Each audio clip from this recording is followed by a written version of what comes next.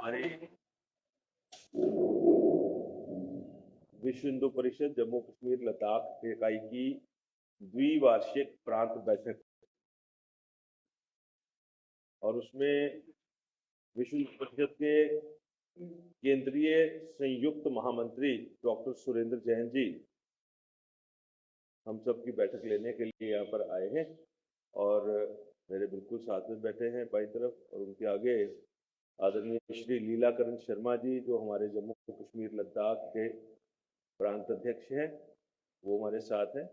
और आज इस प्रेस वार्ता को डॉक्टर सुरेंद्र केंद्रीय संयुक्त महामंत्री को संबोधित करें। आप सबको नमस्कार। एक लंबे अरसे के बाद जम्मू कश्मीर के पत्रकारों से मिलने का आज सौभाग्य मिल रहा है। पूरे देश में जिस स्थान के पत्रकारों ने उस स्थान के परिवर्तन में बड़ा महत्वपूर्ण योगदान दिया है, उसमें जम्मू कश्मीर के पत्रकारों का योगदान निश्चित तौर पर बहुत उल्लेखनीय है। और इसलिए मैं देखता हूं, मैं बहुत वर्षों से जुड़ा हूं, जितने भी पॉजिटिव चेंजेस हुए हैं, जितने भी यहां की समाज के जागरण के विषय हुए हैं, उसमें यहां के पत्रकारिता जगत का योगदान हमेशा से ही बड़ा महत्वपूर्ण रहा है। और मैं हमेशा बार बार उस हर महत्वपूर्ण चरण के अंदर आप लोगों के योगदान को देखता रहा। अभी पिछले दिनों विश्व हिंदू परिषद की एक केंद्रीय बैठक इंदौर में हुई।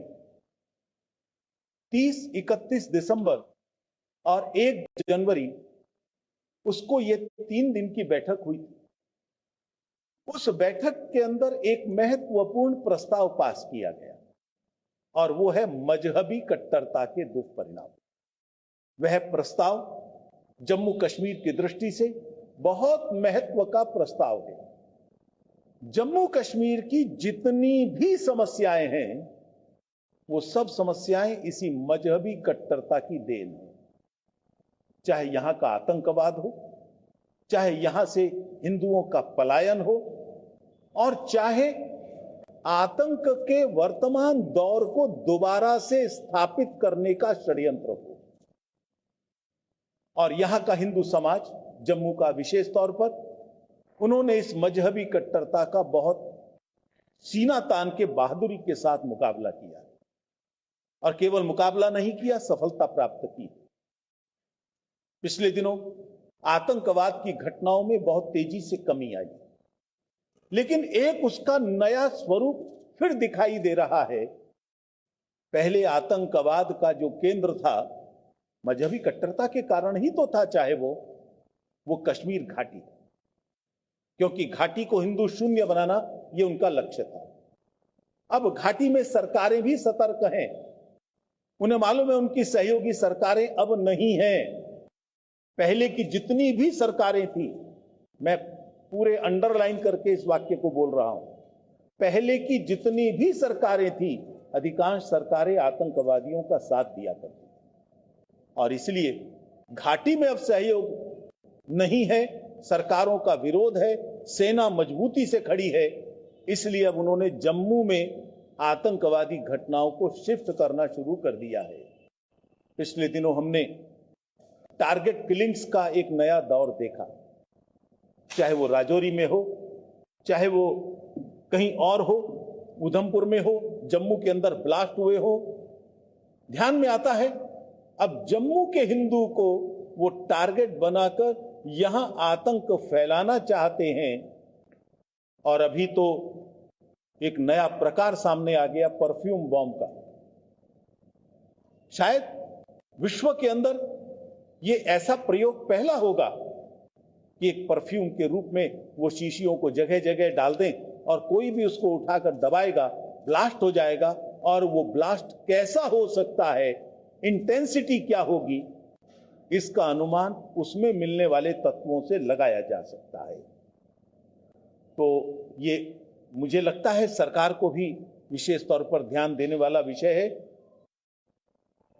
हम तो इसका मुकाबला करेंगे ही, हिंदू समाज इसकी पूरी तैयारी में, और विश्व हिंदू परिषद भी इस बैठक के अंदर इस मजहबी कट्टरता के कारण जो निर्मित आतंक है जम्मू के अंदर, इसका कैसे मुकाबला करना है, इसकी तैयारी हम क्या करेंगे, सामाजिक तौर पर यह निर्णय इस बैठक में हम लेने वाले हैं। बजरंग दल और दुर्गा वाहिनी, इनको विशेष तौर पर बड़ी जिम्मेदारियां इस वर्तमान दौर में हम देने वाले हैं। लेकिन एक बड़ा प्रश्न खड़ा होता है मुस्लिम समाज के लिए, वेयर आर दे? उनको ध्यान रखना चाहिए कि जब इस प्रकार का आतंक होता है, बेशक निशाना हिंदू को बनाते हैं, बचते वो भी नहीं हैं। दुर्भाग्य से एक भी मुसलमान ने खड़े होकर यह नहीं कहा कि मेरे पड़ोस में ये आतंकवादी गतिविधियां चल रही हैं। कितना जखीरा मिला है हथियारों का, वो जखीरा क्या एक ही दिन में हो गया होगा? क्या पड़ोसियों को नहीं मालूम होगा? तो इसलिए मैं समझता हूं यहां के मुस्लिम नेताओं को और उन मुस्लिम नेताओं के जो अपने आप को प्रमुख और मुखिया मानते हैं, ये उनके लिए विचार करने का विषय है। उन पर बहुत बड़ा प्रश्न चिन्ह है, वो देश के साथ हैं या आतंकियों के साथ हैं, ये उनको आगे आकर तय करना है। उन मौलवियों को, उन नेताओं को वो घोषित करें उनकी क्या भूमिका है। हम तो अपनी रक्षा करेंगे ही, सरकार, सेना हमारा सहयोग देगी ही, ये हमको पूरा विश्वास है। और हमें ये लगता है एक स्लीपर सेल, एक बहुत बड़ा स्लीपर सेल ये जम्मू क्षेत्र में तैयार हो रहा है, जो इन सब गतिविधियों को अंजाम देता है। एक नेटवर्क उन सब के बीच में दिखाई देता है। They are not isolated incidents, वो ऐसे ही कहीं भी हो गया हो ऐसा नहीं है, एक पूर्व नियोजित ढंग से है। इसलिए हम गवर्नर साहब से भी निवेदन करेंगे, सेना के अधिकारियों से भी, इस नेटवर्क को खोजिए, उसको तोड़िए, तब जाकर इसकी कमर टूटेगी। और समाज के रूप में जो भी सहयोग देना होगा, विश्व हिंदू परिषद उसको एंश्योर करेगा। ये हमारी अभी तक की जो 2-3 बैठकें हुई हैं, उसमें हम लोगों ने तय किया। अभी हम लोगों ने सोचा है कि कुछ जूडो कराटे सेंटर्स, कुछ और इस तरह की चीजें ये हम शुरू करेंगे। इस मजहबी कट्टरता का एक और रूप हमको दिखाई दिया, और वो है जम्मू कश्मीर की लूट करने का। जितने भी गुपकार गैंग के लीडर्स रहे हैं, उन सब लीडर्स ने जम्मू कश्मीर को लूटा है। पैसे से भी लूटा है, यहां की जमीनों पर भी कब्जा किया है। चाहे वो जंगलात की जमीन थी, चाहे वो सरकारी जमीनें थी। और आप में से जो पुराने पत्रकार हैं, उनको स्मरण होगा कि जिस समय आंदोलन चला था बम बम भोले का, उस समय भी इस गुपकार गैंग के लोगों के कितनी जमीनों पर इन्होंने कब्जा कर रखा है, वो सामने आया था। आप लोगों ने ही लेकर आया। वो तैयार नहीं थे लंगरों को जमीन देने के लिए, लेकिन स्वयं जंगलों की जमीन पर कब्जा किए बैठे हैं। अब उसमें से कुछ लोगों को जमीनों पर से कब्जा छोड़ना पड़ रहा है। सरकार ने छुड़ाना शुरू किया है। मैं अपील करता हूं इन सब लोगों से, वो सब इससे पहले कि जनता के सामने एक्सपोज हो जाएं, बेइज्जत करके उनको उन जमीनों से निकाला जाए, स्वयं उन जमीनों को सरेंडर कर दें कि ये हमारी नहीं है, जो रजिस्ट्री है वही उनकी है, बाकी सरकारी जमीन